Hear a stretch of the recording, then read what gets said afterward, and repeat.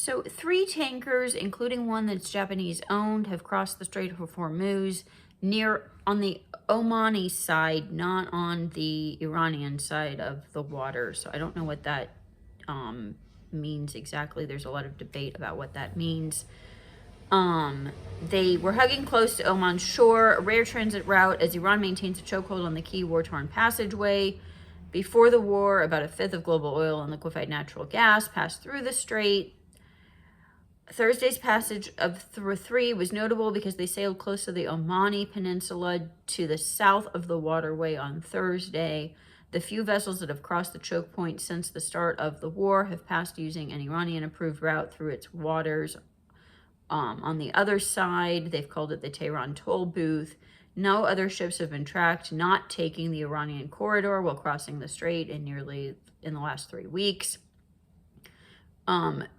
2 were VLCCs, very large crude carriers, and 1 was an empty LNG tanker that crossed the strait on Thursday morning, according to maritime data.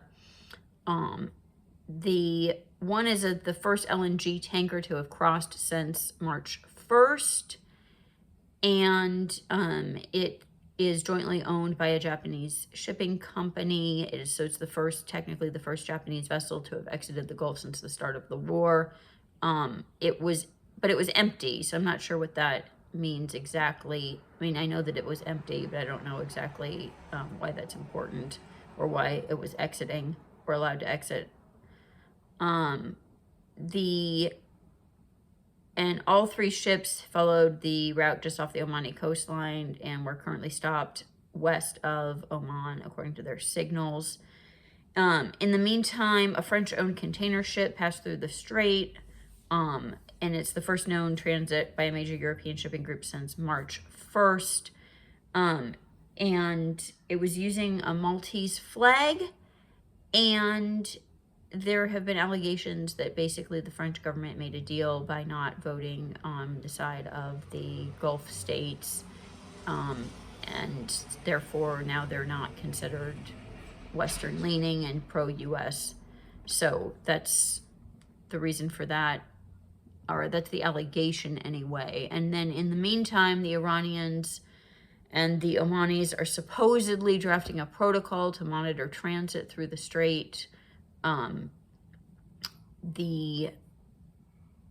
That's according to the Iranians are claiming that this is the case. Tanker traffic should be supervised and coordinated, according to Iran's deputy foreign minister. Of course, these requirements will not mean restrictions, but rather to facilitate and ensure safe passage and provide better services to ships that pass through this route.